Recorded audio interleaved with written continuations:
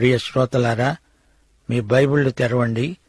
ఈరోజు మన వాక్య పాఠం హెబ్రీ పత్రిక 12వ అధ్యాయం 1 నుండి 4వ వచనం వరకు. సావధానంగా వినండి.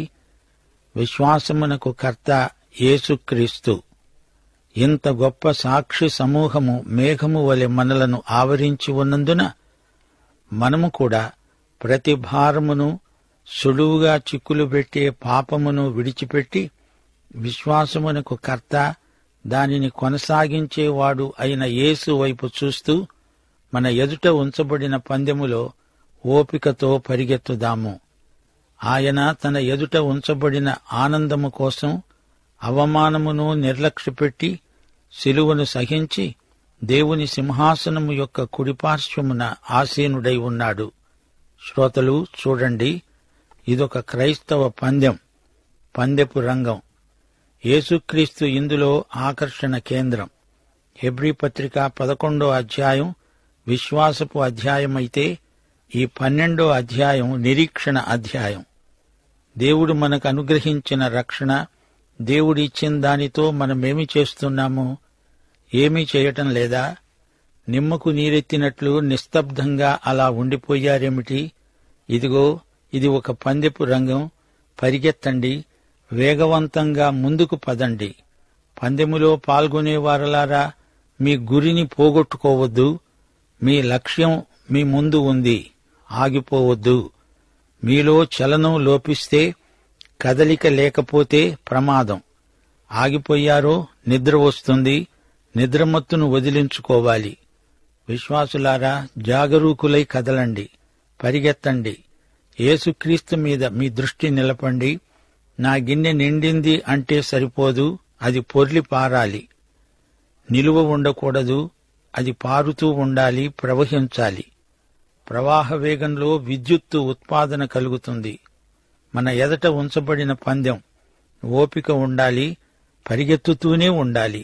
గురివైపు చూడాలి, ఎలను చేరుకోవాలి. గొప్ప సాక్షి సమూహ మేఘం మనలను ఆవరించి ఉన్నది. ఈ సాక్షి సమూహంలో ప్రతి ఒక్కరూ ఇంతకు ముందు ఇదే పందెపు రంగంలో పరిగెత్తిన వారే. 11వ అధ్యాయంలోని విశ్వాస వీరులందరూ ఒకప్పుడు బాగా పరిగెత్తి గెలిచిన వారే. వారు వీరులు, విజేతలు, వారు సాక్షులు. ఎందరో మహావీరులు, వారికందరికీ వందనాలు, జేజేలు. వారు మనకు సాక్ష్యమిచ్చారు. వారు మనలను ప్రోత్సహిస్తున్నారు. విశ్వాసంతో పరిగెత్తండి, విశ్వాసంతో జీవించండి అంటూ హెచ్చరిస్తున్నారు. దేవుని యొద్దకు మార్గం క్రీస్తే. క్రైస్తవుడు ఒక సైనికుడు. అతనికి ధైర్య సాహసాలుండాలి. విశ్వాసిగా అతని ప్రవర్తన చక్కగా ఉండాలి. అతడు క్రీడాకారుడా? అవును. పందెపు రంగమందు ఉత్సాహంతో పరిగెత్తాలి. ఒకానొక రోజు పైకి ఎత్తబడతాము, పైకి ఎగసిపోతాము. అంతవరకు ఈ భూమి మీద, ఈ నేల మీద పరిగెత్తుతూనే ఉండాలి. ప్రతి భారాన్ని వదిలించుకోవాలి. తేలికగా పరిగెత్తాలి. సులువుగా చిక్కులు పెట్టే పాపమేదైనా ఉంటే దాన్ని విడిచిపెట్టాలి. మన ఎదట ఉంచబడిన పందెపు రంగమందు ఓపిక కలిగి మరీ పరిగెత్తాలి. ఇదొక సవాలు. పందెపు రంగం పరిగెత్తడానికి ఉద్దేశించబడింది, కూర్చోటానికి కాదు, నిద్రపోవటానికి కాదు. దేవుని మహిమార్థమై పరిగెత్తాలి. ఓపిక, సహనము ఉండాలి. దేవుడు మనలను పాపము నుండి రక్షించాడు. మనలను అతి పరిశుద్ధ స్థలంలోకి తెచ్చాడు. మనకు పరిశుద్ధాత్మనిచ్చాడు. ఇన్ని ఉన్నా సగటు క్రైస్తవుడు అడపాదడపా పడిపోతూనే ఉంటాడు. రక్షించబడ్డాను అని ఇవ్వేళ అని రేపు పడ్డాను అంటే ఎలాగా? రక్షణను కొనసాగించుకోవద్దా? దినదినము వాక్యం చదువుతూ ఉండాలి, ధ్యానించాలి, కృపలో ఎదగాలి. చిన్న బిడ్డ పడక మీద నుంచి ఎందుకు పడుతుంది? అంచున పడుకుంది గనక. లోపలికి వచ్చినప్పుడు అంచున నిలిచిపోయినట్లయితే పడిపోయే ప్రమాదం ఉంది. జాగ్రత్త. ఈ క్రైస్తవ పందెపు రంగంలో ప్రతి ఒక్కరూ గెలవాలి, గెలువగలరు. 1 కొరింథీ 9వ అధ్యాయం 24, 26 వచనాలు. పందెపు రంగమందు పరిగెత్తే వారందరూ పరిగెత్తుతారు, గాని ఒక్కడే బహుమానం పొందుతాడని మీకు తెలియదా? నేను గురి చూడని వాని వలె పరిగెత్తేవాణ్ణి కాను. గురి చూచి పరిగెత్తే వారంతా గెలుస్తారు, ఇది నిజం. గలతీ పత్రిక 5వ అధ్యాయం 7వ వచనంలో పౌలు వారిని గద్దిస్తూ అన్నాడు, మీరు బాగా పరిగెత్తారు, సత్యమునకు విధేయులు కాకుండా మిమ్ములను ఎవడు అడ్డగించాడు? ఈ సాక్షి సమూహం ప్రోత్సాహం మనకు ఎల్లప్పుడూ ఉంటుంది. సాక్షి సమూహం మనలను ఆవరించి ఉన్నది. ఈ సాక్షులు ఊరికే చూచేవారు మాత్రమే అనుకుంటున్నారా? వీరు మనకు తమ సాక్ష్యం వినిపిస్తున్నారు. వారి సాక్ష్యం మనం విని ధైర్యం తెచ్చుకోవాలి, పరిగెత్తాలి. అబ్రహాం అంటున్నాడు, విశ్వాసంతో పరిగెత్తు. మోషే కూడా అదే మాట అంటున్నాడు, విశ్వాసంతో పరిగెత్తు. దానియేలు అంటున్నాడు, విశ్వాసంతో పరిగెత్తు, సాగిపో, ఆగిపోవద్దు. ప్రతి భారాన్ని వదిలించుకో. సులువుగా చిక్కులు పెట్టే పాపమేదైనా ఉందా? ముందు దాన్ని వదిలించుకో. పందెంలో పరిగెత్తేవాడు బరువెత్తుకుంటాడా? బరువు నీకు ఆటంకమవుతుంది, నిన్ను తేలికగా పరిగెత్తనీయదు. సునాయాసంగా పరిగెత్తగలిగి ఉండాలి. అనవసరమైన బరువులెందుకు ఎత్తుకుంటావు? వాటిని తీసి అవతల పారేయి. పందెపు రంగంలో ఉన్నానని మరచిపోవద్దు. నీవు గెలవాలంటే నీవు ఏ బరువు లేకుండా తేలికగా ఉండాలి. యేసు వైపు చూస్తూ అటువైపే పరిగెత్తుతూ ఉండాలి. సులువుగా చిక్కులు పెట్టే పాపమేదైనా ఉందా? సులువుగా చిక్కుల్లో ఇరికించే పాపమేమిటి? అదే అవిశ్వాసం లేక అవిధేయత. నీ దుస్తులు, నీ చెప్పులు అతి తేలికగా ఉండాలి. రాళ్ల మూట నెత్తిన పెట్టుకొని బరువైన చెప్పులేసుకొని ఎవడైనా పరిగెత్తగలడా? ప్రియ శ్రోతలు, విశ్వాసులు ఈ లోకంలో గొప్ప సంఘర్షణలో ఉన్నారు. యేసే మన గురి, ఆయనే మన లక్ష్యం, ఆయనే మన మాదిరి. ఆయన సిలువను సహించాడు, ఆయన అవమానాన్ని లక్ష్యపెట్టలేదు. తన ముందు ఆనందమున్నది, మహిమ ఉంది, దాన్ని చూచాడు, గెలిచాడు. ఆయన మహావిజేత. దేవుని సింహాసనమందు కుడిపార్శ్వాన కూర్చున్న యేసు వైపు చూడు, అదే దిశగా పరిగెత్తు. సిలువను సహించిన అవమానం కాదు, సింహాసనం మీది ఆనందాన్ని ఆయన చూచాడు. విశ్వాసులు, పరిగెత్తండి. 3వ వచనం, మీరు అలసట పడక మీ ప్రాణాలు విసుకక ఉండునట్లు పాపాత్ములు తనకు వ్యతిరేకముగా చేసిన తిరస్కారమంతా ఓర్చుకున్న ఆయనను తలంచుకొనండి. అలసట, విసుకు అనిపించకూడదు. శ్రమలు మనకు సహనం నేర్పుతాయి. శ్రోతలు గమనించండి, ఈ హీబ్రూ విశ్వాసులు యూదమతంలో నుండి వచ్చినవారు. అప్పట్లో వారికి ఒక మతం, మతాచారాలు, గొప్ప దేవాలయము ఉన్నాయి. హెరోదు నిర్మించిన దేవాలయం ఎంతో అందమైనది, ఆకర్షణీయమైనది. అది క్రీస్తు శకం 70వ సంవత్సరంలో ధ్వంసమైపోయింది. అయితే యూదమతం రాను రాను యాంత్రికమై, అర్ధరహితమై భ్రష్టుపట్టిపోయింది. అయితే యేసునందు విశ్వాసముంచిన వీరికి మతం పోయింది, గతం పోయింది, బలులు పోయాయి, ఆచారాలు పోయాయి. వీరు కొత్త నిబంధన ప్రజలైపోయారు. ఇప్పుడు వీరికి యేసుక్రీస్తే ఉన్నాడు. యేసే వీరికి సర్వస్వము. యేసే వీరికి దేవాలయం. యేసే బలి. యేసే వీరి జీవం, జీవితం. క్రైస్తవమంటే క్రీస్తే. యేసునందు లక్ష్యముంచండి అంటూ పౌలు వారిని హెచ్చరిస్తున్నాడు. యేసు ఈ లోకంలో ఎలా జీవించాడు? ఆయన సహనం ఎంత గొప్పది! ఆయన దేవుడై ఉండి మానవుడుగా ఎన్నో శ్రమలనుభవించాడు. మానవతను ధరించినందుకు ఆయన మానవుల బాధలన్నీ భరించాడు. సహనము ద్వారా ఆయనకు ఓపిక అలవడింది. ఆయన్ను చూడండి, మీ అలసట పోతుంది. పందెం విసుకు అనిపించదు. యేసు ప్రభువును పాపాత్ములు తిరస్కరించారు, అది వారి హానికే. అయినా ప్రభువు ఓర్చుకున్నాడు. శ్రోతలు, దేవుని వాక్యాన్ని మనస్ఫూర్తిగా గైకొనండి. వాక్యం మిమ్ములను ఆయన పోలికకు మారుస్తుంది. ఈ ప్రక్రియలో పరిశుద్ధాత్మ పాత్ర ఎంతో ఉంది. యేసుక్రీస్తు సంగతులను మన జీవితాలకు అన్వయించేవాడు పరిశుద్ధాత్మ. యేసును స్మరించుకోండి. ఆయన మాదిరిని అనుసరించడానికి పరిశుద్ధాత్మ మీకెంతో సాయం చేస్తాడు. 4వ వచనం, మీరు పాపముతో పోరాడడంలో రక్తము కారునంతగా ఇంకా దానిని ఎదిరించలేదు. ఆ రోజులు కూడా త్వరలో వస్తాయి అని పౌలు వారికి ముందుగా హెచ్చరిక చేస్తున్నాడు. త్వరలో దేవాలయం ధ్వంసమైపోతుంది. మీరు రక్తం కారేటంతగా ఎదిరించి పోరాడాల్సి వస్తుంది సుమా. అయినా భయపడకండి, యేసునందు లక్ష్యముంచండి. మీ బలహీనతలకు, అలసటకు, నిరాశ నిస్పృహలకు యేసే పరిష్కారం, పరిహారం. సోదరీ సోదరులారా, హీబ్రూ క్రైస్తవులకు రాయబడిన పత్రికలు హెబ్రీ పత్రిక, యాకోబు పత్రిక, 1-2 పేతురు పత్రికలు, యూదా పత్రిక. ఈ పత్రికలలో ముఖ్యోద్దేశ్యం ఒక్కటే, యేసుక్రీస్తునందలి రక్షణే ప్రధానమైంది. అంతకు మించినది మరేదీ లేదు. యేసుక్రీస్తునందు నెరవేరిన సంకేతాల వైపు మరలిపోకూడదు. యూదమత ప్రసక్తి క్రీస్తునందు ఏమాత్రము లేదు. దేవుని సంఘం యేసుక్రీస్తు శరీరమే. క్రీస్తునందు ఎంతో గొప్ప రక్షణ మనకుంది.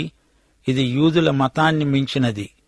హెబ్రీ పత్రిక యూదులలో నుండి వచ్చిన క్రైస్తవ విశ్వాసులనుద్దేశించి రాయబడింది. వాక్యానుసారమైన క్రైస్తవ విశ్వాస జీవితాన్ని ప్రోత్సహించే పత్రిక హెబ్రీ పత్రిక. యూదమతములో నుంచి వచ్చిన వారు క్రీస్తునందు ముందుకు సాగాలి. పందెాన్ని ఓపికగా పరిగెత్తాలి.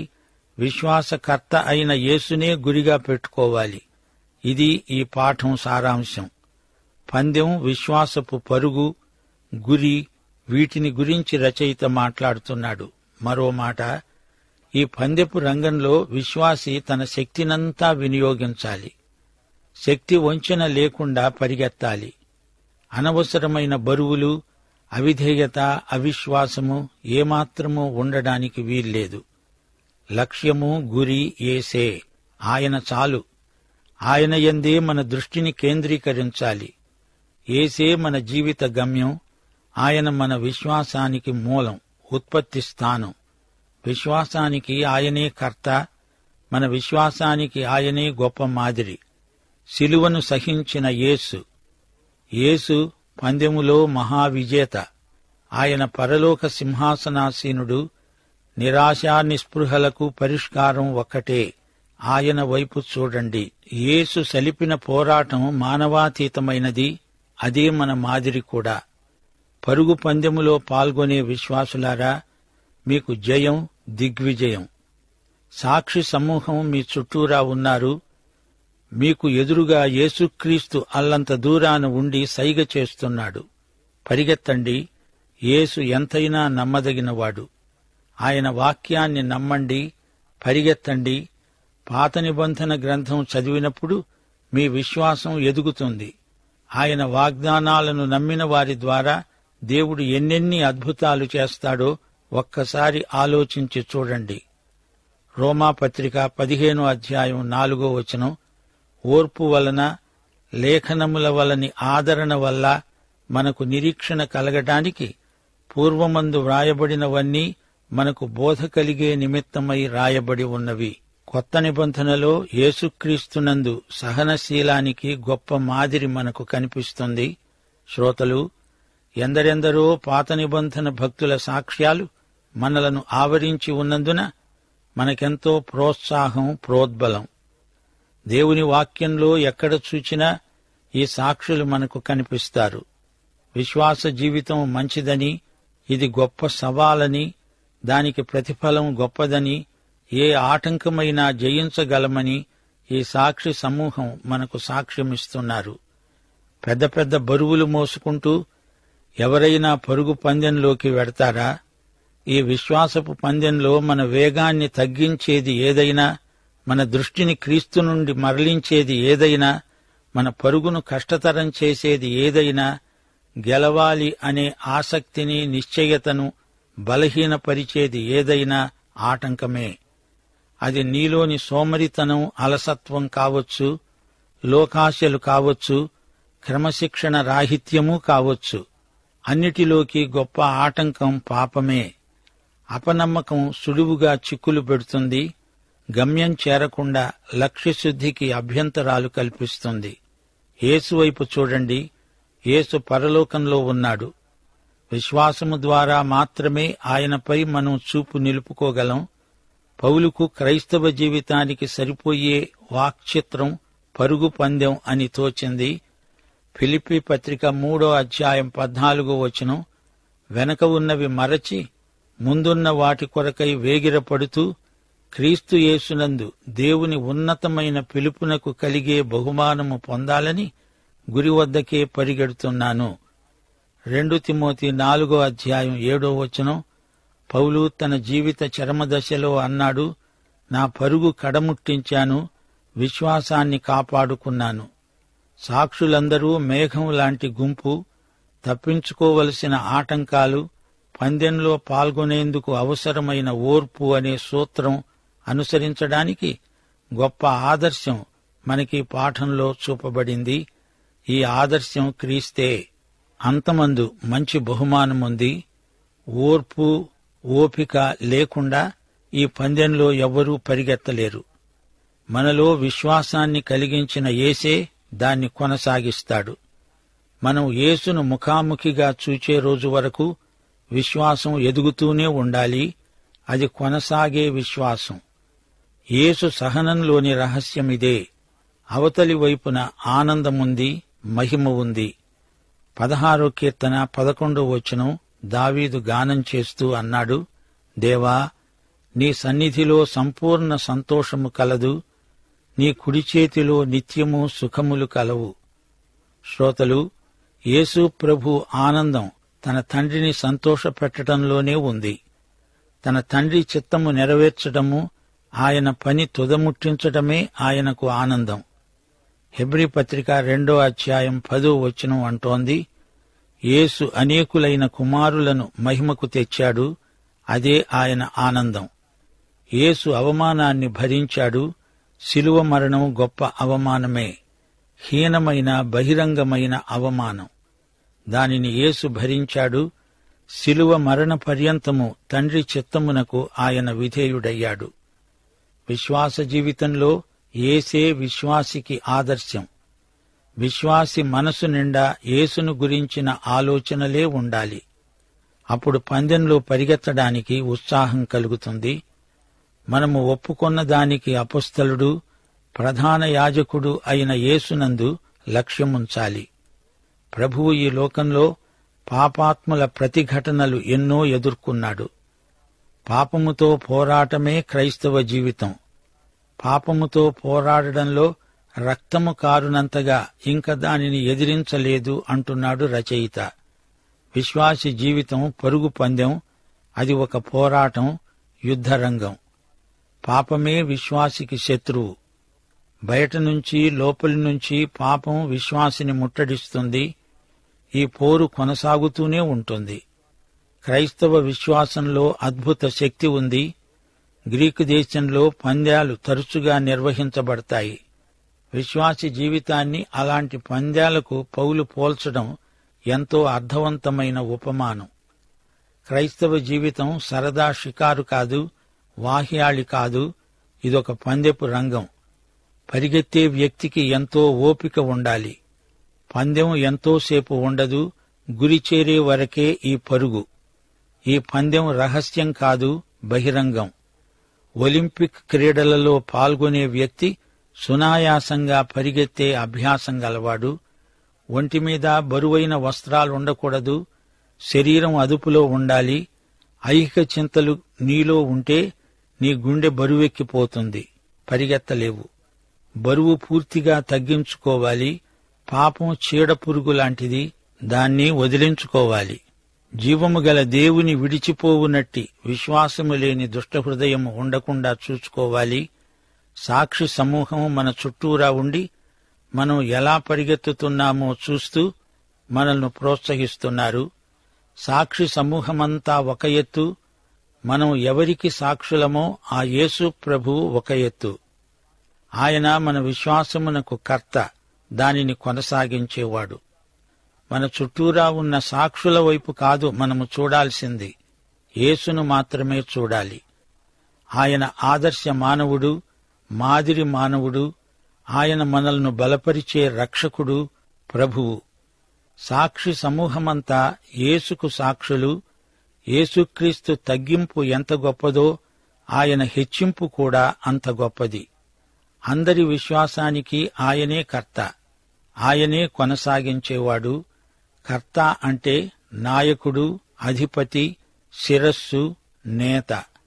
ఆయన మానవుడుగా జీవించినప్పుడు విశ్వాసమంటే ఏమిటో చూపాడు, జీవించి చూపాడు. నజరేతులో పెరిగాడు. తన 33వ ఏట శిలువపై చనిపోయాడు. ఆయన జీవితమంతా గొప్ప విశ్వాసానికి శ్రేష్టమైన మాదిరి. గెత్సెమనీలో ఆయన అచంచల విశ్వాసాన్ని మనం చూడగలం. గబ్బతాలో ఎదిరింపులు, గొల్గొతాలో చీకటి ఘడియలు ఆయన ఎంతో విశ్వాసంతో సహించాడు. విశ్వాసంలో సైతానీయ శోధనలను జయించాడు. గనుకే మన విశ్వాసానికి యేసే సంపూర్ణ సిద్ధి కలిగించేవాడు.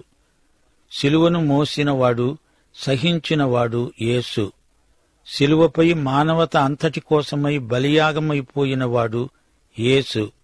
ఆయన విశ్వాసులకు వారి విశ్వాసానికి సమగ్రమైన మాదిరి. ఇలాంటి మాదిరి మనకుండగా ఎందుకు అలసిపోవాలి, ఎందుకు విసుక్కోవాలి? ఇక్కడ శిలువను మోసిన యేసు పరలోకంలో సింహాసనాసీనుడుగా సాక్షాత్కరిస్తున్నాడు. ఈ పందెపు రంగంలో ఆయన మాదిరిని అనుసరించిన వారంతా ఆయన దగ్గరికే చేరుతారు. ఆయన ఉన్న చోటే వీరు ఉంటారు. ముగింపులో మా శ్రోతలకు ఒక ప్రశ్న: ఈ పందెంలో మీరెలా పరిగెత్తుతున్నారు? యేసు ఇవ్వబోయే బహుమానాలను మీలో ఎందరు పొందబోతున్నారు? దేవుడు మిమ్మును విజేతలనుగా చేయునుగాక. పాఠం సమాప్తం. ప్రభు అయిన యేసుక్రీస్తు వారి కృప, తండ్రి అయిన దేవుని ప్రేమ, పరిశుద్ధాత్మ యొక్క అన్యోన్య సహవాసము మనకందరికి సదాకాలము తోడై ఉండునుగాక. ఆమేన్.